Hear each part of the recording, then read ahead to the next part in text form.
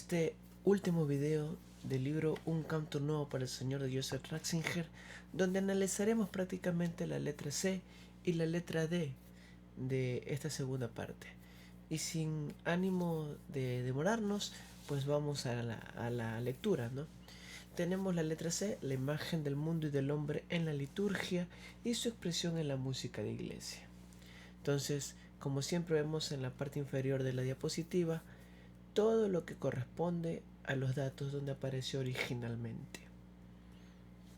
Bien, cuando hablamos de la imagen del mundo y del hombre en la liturgia y su expresión en la música de iglesia, hay que dejar algo en claro. Ratzinger va a hablar mucho aquí de la psicología de grupo y su implicación en la música litúrgica.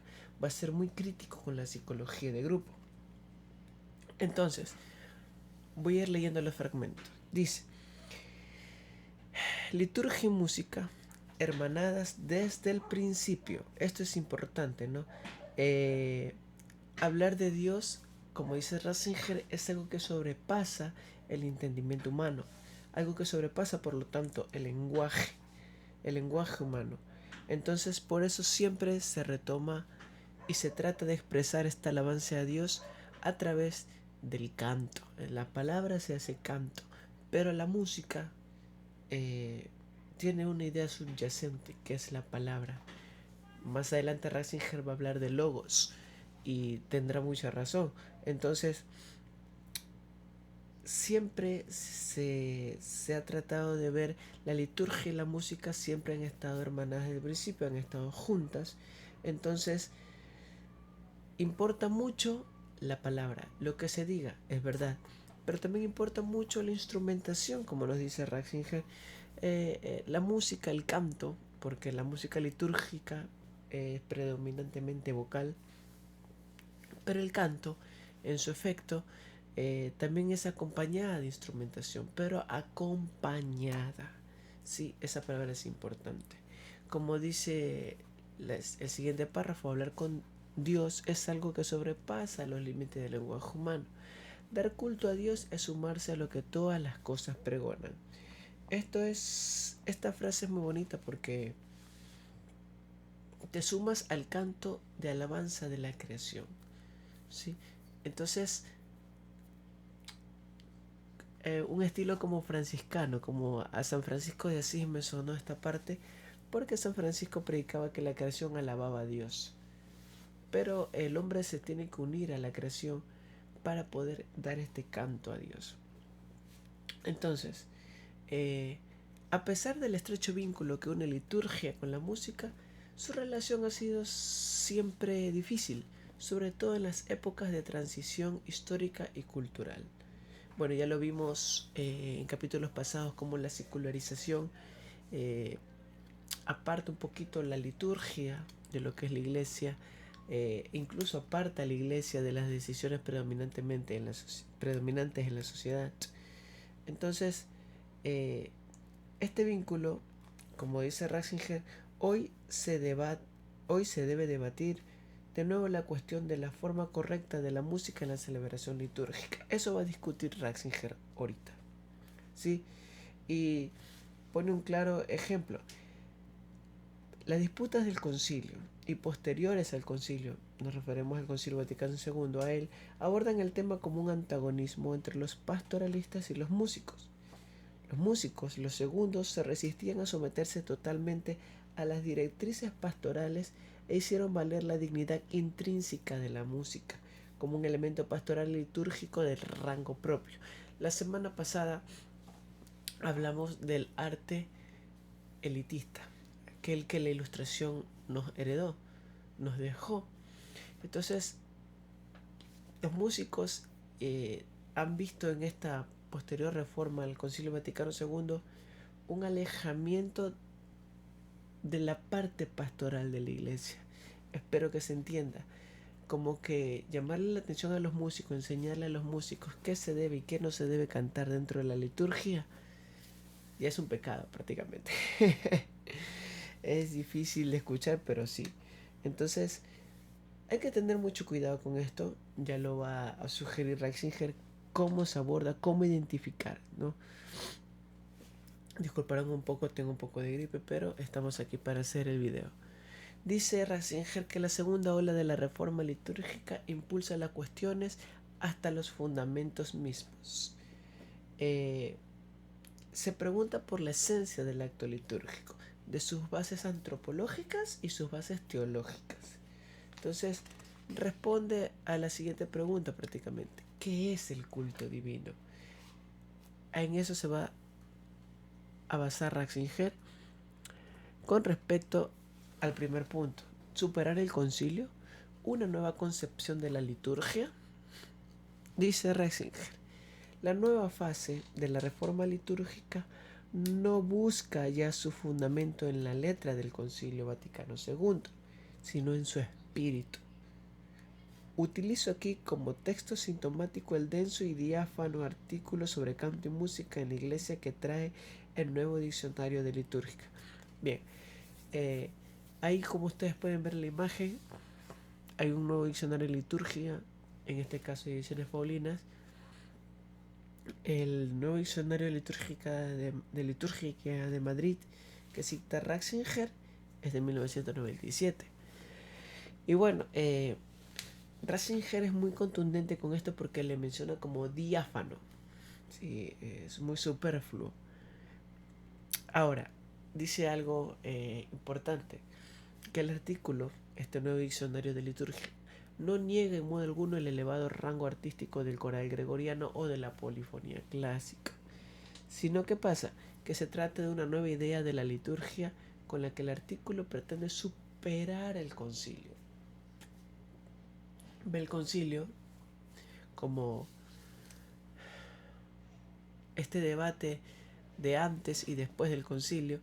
Entonces este nuevo diccionario de liturgia trata de superarlo, no de comunicarse con él. Entonces, pareciera que la liturgia ya en este debate entraña dos almas diferentes. Entonces, el punto de partida de la liturgia estriba en la reunión de 2 o 3 personas en nombre de Cristo. ¿Qué pasa con esto? Se referencia a Mateo 18:20. Ahora, este tipo de escrito, dice Ratzinger, que cobra un aire revolucionario, aislando el texto bíblico y contrastándolo con toda la tradición litúrgica. Porque los 2 o 3 aparecen ahora contrapuestos a una institución con sus roles institucionales y a todo lo que sea programa codificado. Esta definición significa entonces que la iglesia no es anterior al grupo, sino que éste precede a la iglesia. No es la iglesia en su generalidad lo que sustenta la liturgia de cada grupo o comunidad, sino que el grupo mismo es el lugar genético de la liturgia. Bien, como ustedes pueden ver ahí, la psicología de grupo predomina sobre la liturgia, algo que ya advertía Ratzinger en capítulos anteriores. ¿Cuáles son las consecuencias de este lenguaje sociológico? ¿Cuáles son las consecuencias de hablar en clave sociológica en la liturgia? ¿Cuáles son las consecuencias que salen de la causa de sobreponer al grupo, a lo que siente el grupo, sobre lo realmente litúrgico? Dice, dogmatización del grupo autónomo. Ya no es la iglesia quien decide. Ya no. Importa mucho el dogma del grupo. ¿Qué dice el pueblo? Por encima de lo que diga el magisterio de la iglesia. Ya. Hay un igualitarismo orante. No hay jerarquías. No se obedece a un todo, sino a la creatividad del instante. Esto suena en clave metafísica, pero es importante. Porque el ente regulador de todo esto es la iglesia. Pero al hablar en clave sociológica, la iglesia pierde relevancia e importa más los dogmas que haga el grupo. La creatividad del instante ya no es algo que permanece, sino solo lo que tú te inventas ahora pasa, sientes bonito y se acabó. Entonces, El lenguaje sociológico se convierte en el rol institucional para estos grupos. Eh, yo tengo aquí algo anotado con referencia a esto. Sí, que se te pone a la psicología de grupo. Bien, no es un todo, ya lo leímos. Conceptos tradicionales, como tesoro de música sagrada, el órgano, rey de los instrumentos y universalidad del coral gregoriano, aparecen entonces como mistificaciones destinadas a conservar una determinada forma de poder. Es decir, el grupo, la sociología de grupo ve en la iglesia un ente regulador, pero también ve un ente de poder. Y eso al progresismo, a la teología, no digo teología, sino a la nueva era, le parece contradictorio, no le gusta, ven a la iglesia, al magisterio, como algo que va a estar en contra eh, de sus conveniencias. La liturgia histórica de la iglesia es más la representación de una burocracia cultural que la acción coral del pueblo. Comienza a separarse. Si se dan cuenta en los comentarios que pone Ratzinger, le da, si caemos en una clave sociológica, en un lenguaje sociológico, la liturgia y la vamos a ver como algo burocrático, como algo institucional solamente, no como la manifestación de la gloria de Dios o el magisterio, o no sabemos que dentro de la iglesia está el Espíritu Santo, por ejemplo. Entonces ya pierde ese Cristo y solo nos basamos en la historia. Entonces se convierte en una burocracia cultural, algo que solo se preocupa del papeleo, de los escritos para el culto, y no importa la coral que cante el pueblo, ¿no? Entonces es importante tener en cuenta esto. Ratzinger continúa poniendo un ejemplo. Sí, poniendo un ejemplo, déjenme revisar. Ok. Poniendo un ejemplo, en este sentido, los conceptos tradicionales pierden valor, ¿verdad? Pierden mucho valor. Entonces, dice Ratzinger, el coral gregoriano y palestrina son en esta línea las deidades protectoras de un viejo repertorio mitificado, elementos de una contracultura católica que se apoya en arquetipos remitizados y supersacralizados.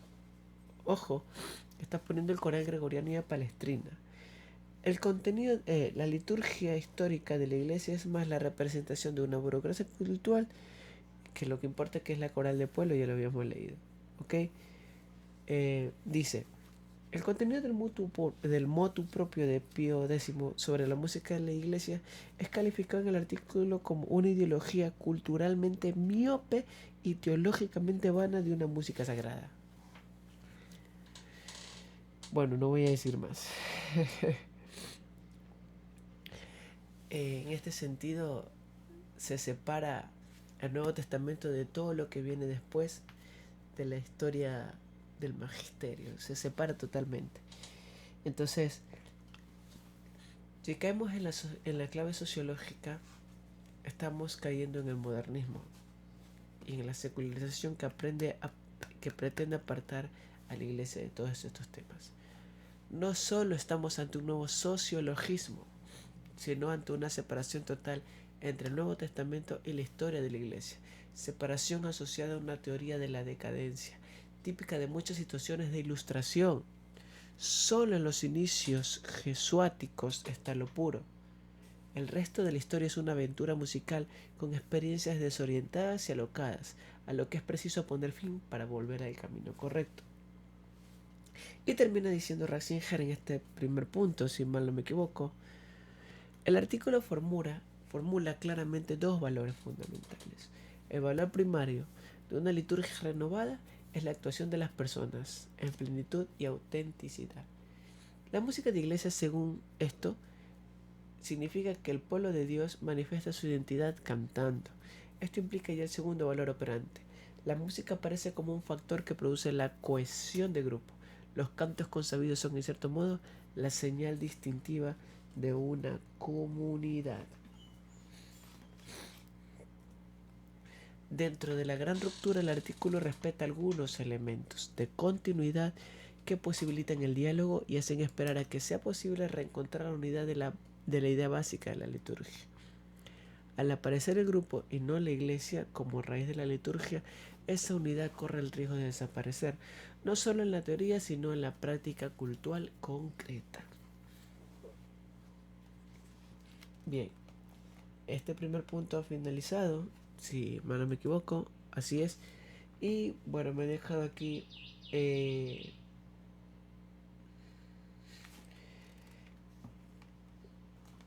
una anotación y bueno, pero ya la hemos abordado prácticamente porque hablamos muchísimo de lo que es la psicología de grupo. Hablamos dentro de este pequeño que es la creatividad del instante. Prácticamente eso. Segundo punto. El fundamento filosófico del esquema y sus puntos débiles. El núcleo de esta jerarquía de valores es la primacía del grupo sobre la iglesia. La relevancia que cobra la música en la nueva concepción. Ok.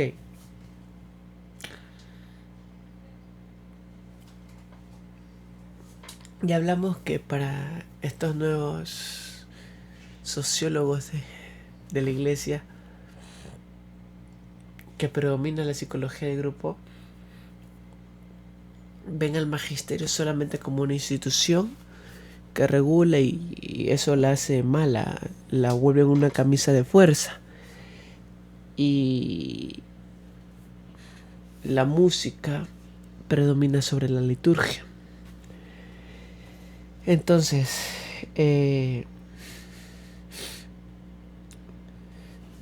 porque la música comienza a ejercer un papel insustituible dentro del mundo de la iglesia y se pone por encima de lo que es liturgia y comienza a activar fuerzas irracionales. Más adelante la vamos a ver, donde Ratzinger dice que la música litúrgica tiene que separarse sí o sí de aquella música que genera éxtasis extremo. Entonces, por una sola razón, porque la música es muy poderosa para la iglesia. La música se inserta en el espíritu del ser humano y lo lleva, lo va guiando. Eso, ya no hay hostilidad hacia la música litúrgica. Este ejerce un nuevo papel, insustituible en activar las fuerzas irracionales y el impulso comunitario que se persigue. La música litúrgica es además una formación de la conciencia porque lo cantado va poco a poco impregnando el espíritu con mucha mayor eficacia que lo hablado o pensado. El signo negativo del concepto de institución y la consideración de la iglesia exclusivamente en este aspecto sociológico y dentro de él, ni siquiera desde una sociología empírica, sino desde la óptica propia de los denominados maestros de la sospecha. El grupo se celebra a sí mismo y en consecuencia no celebra nada. Hay que preguntar, por tanto, en serio, a los defensores de este ideario, si la iglesia es realmente mera institución, burocracia cultural o aparato de poder. Si no logramos superar incluso afectivamente estas ideas y volver a la iglesia con otros ojos, la liturgia no se renueva. Los muertos se enterrarán a los muertos y a eso le llamarán reforma. Recuerda a Romano Guardini que la liturgia no consiste en hacer algo, sino en ser. La idea de que la actividad es el valor central de la liturgia. Es la antítesis más radical de la concepción litúrgica de Guardini.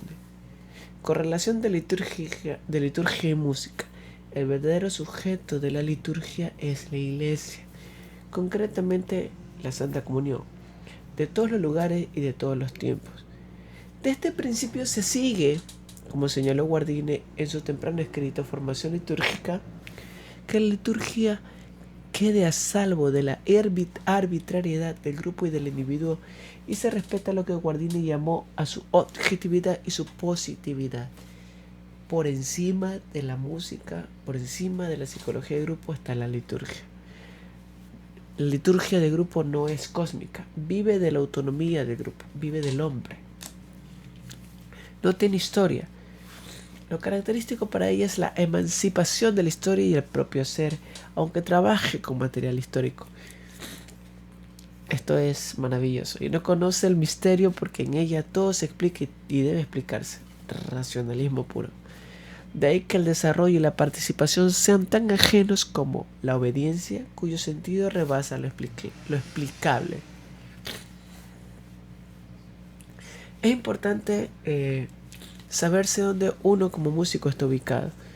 Porque si solo me vivo de la autonomía de grupo, si solo vivo de eso, corro el riesgo de apartarme de la historia de la iglesia. Y a pesar que use quizás datos históricos, corro el riesgo de sobreponerme a. Eso hay que evitarlo. 3. El modelo antropológico de la liturgia eclesial. Pablo acuñó la expresión logique letreia, que se traduce más o menos. Es difícil de traducir a nuestras lenguas modernas, ¿verdad?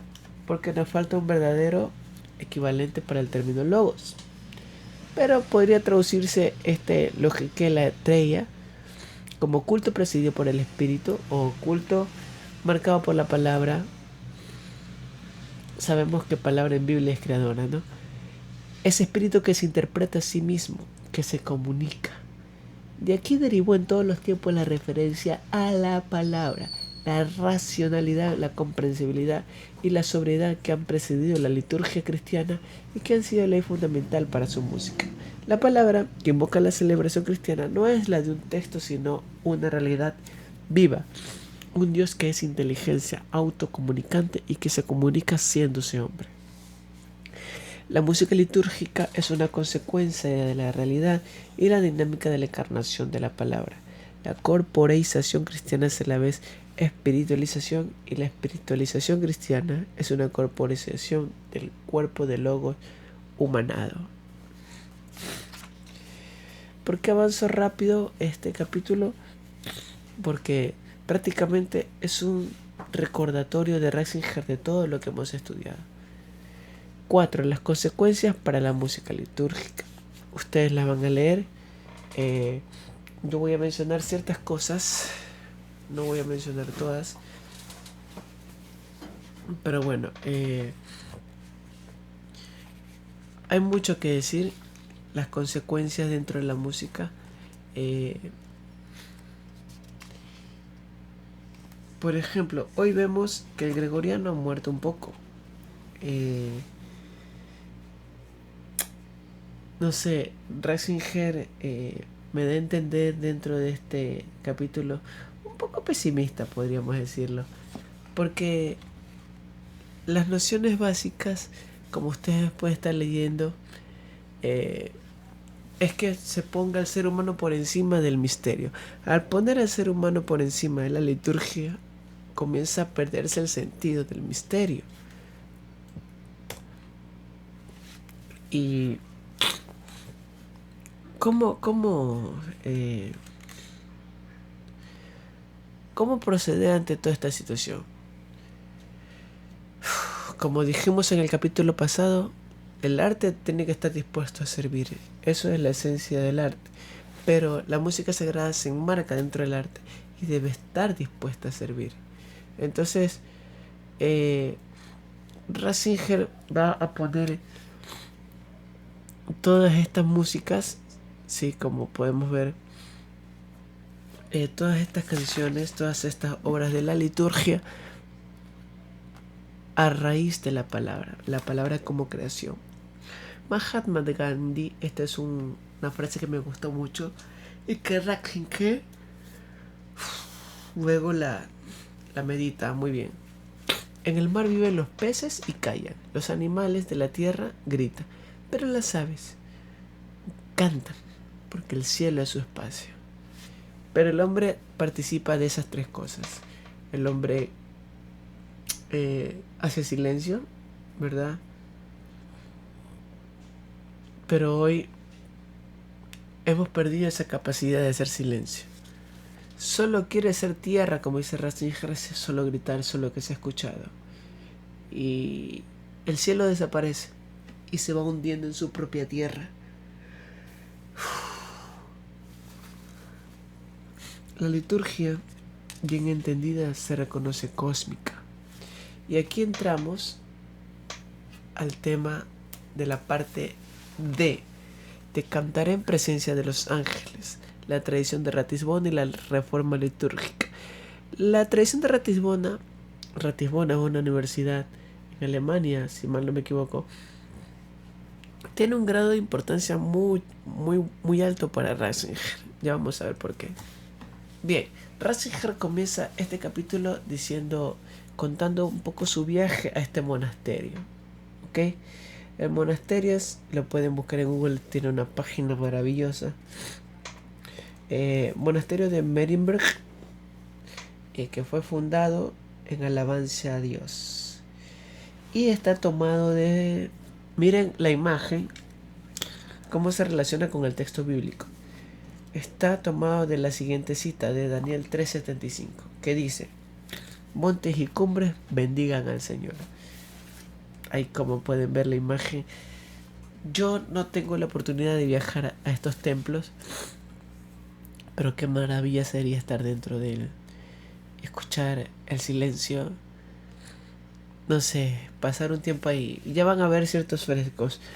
Ratzinger dice que el mayor tesoro de este convento, de este monasterio, es la cripta. Y dentro de la cripta, en el techo, están estos frescos. Están estos que dan el título del capítulo. Te cantaré en presencia de los ángeles. Ustedes los pueden ver en más detalle luego. Pueden pausar el video. Y como pueden leer ahí, comienza Ratzinger haciendo una breve mención al monacato. ¿Qué significaba la liturgia para los monjes en principio? Creo que Ratzinger hace una condensación bastante poderosa de lo que era el monasterio en principio, la liturgia. Pero siempre presuponiendo que la liturgia terrena es inferior a la liturgia celestial, ¿no? Por eso es presencia de los ángeles. Al final, como ustedes pueden escuchar en el último párrafo, los frescos son la ventana a través de la cual los monjes se asoman a su vez y miran al gran coro de los ángeles. ¿Ok? Ahí tienen prácticamente ustedes el escrito, ustedes tienen el fresco. He tratado de ponerlo para que se vaya entendiendo un poquito el contexto en que se está desenvolviendo Joseph Ratzinger. Aquí tenemos otro fresco. Bueno, no es un fresco, creo que es parte del techo, pero esto ya está como con relieve, ¿no? Pero en medio tiene ángeles, y tiene un ángel bebé. Prácticamente aquí le está haciendo la aclaración sobre la disputa entre lo postconciliar, que es después del Concilio Vaticano II, y la Catedral de Ratisbona antes del Concilio Vaticano II, con el famoso documento de Pío X, Motu Proprio. Creo que ahí ustedes también pueden pasar el video y avanzar, ¿ok? Y seguimos. Ya creo que vamos terminando. No avanzo mucho porque no voy leyendo, porque si no el video se traduce prácticamente en hacer y leer solamente lo que están viendo en pantalla, pero ustedes pueden pausar el video, sigo insistiendo eso. Entonces vamos terminando. Aquí está el cuarto punto: fundamento y misión de la música en la celebración litúrgica. Bien, tenemos los fundamentos y la misión de la música en la celebración litúrgica.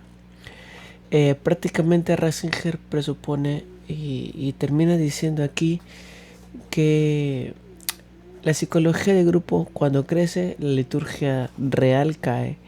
Entonces, como he venido diciendo en el paso de las diapositivas, ustedes tienen para leerlas. No voy a profundizar mucho. Lo que sí quiero es que ustedes, por ejemplo, en este caso, vean esta cripta, la cripta del monasterio que estamos estudiando. Y miren que todo está basado en eso, ¿no?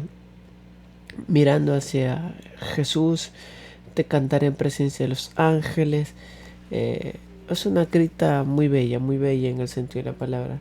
Y bastante austera, como pueden ver en la imagen. Aquí refiere un poquito en el core y comunidad una cuestión de lenguaje. Y bueno, plantea una pregunta bastante difícil. Una pregunta que muchos amigos se han hecho en el caso de, como músico. ¿Es posible cantar en latín si la gente no lo entiende? Es obvio que es posible cantarlo, pero también implica que uno vaya educando al pueblo, ¿sí? Porque obviamente el lenguaje, el idioma oficial de la iglesia es el latín, y en ese sentido conviene mucho cantar en latín para educar al pueblo y que vayan conociendo las raíces. Y en clave metafísica, la parte mientras más cerca del todo, más perfecta es. Entonces, en ese conjunto de pertenecer al todo, al magisterio de la iglesia, creo que precisa que se cante en latín en ciertas ocasiones. Bueno, ahí les dejo un poquito, pero prácticamente es un breve análisis del santo, del Benedictus y del Agnus Dei. Y bueno, aquí hemos terminado. El libro tiene una tercera parte que se llama Aspectos Complementarios, pero es una conversación, es una entrevista que le hace Greiner a Ratzinger. En ese sentido, no lo voy a abordar porque es bastante extensa y no habla mucho de música, más bien retoma todos estos temas de penitencia, de conversión. Y bueno, deja el mensaje de fondo que la liturgia es un medio para poder conquistar aquella alma. Yo voy a retroceder todas las diapositivas, todo lo que hemos pasado, y me voy a quedar aquí, en el inicio. La primera diapositiva de todo lo que hemos pasado, y yo creo que ha valido la pena como formación este libro. Ahora, dejo en claro una cuestión.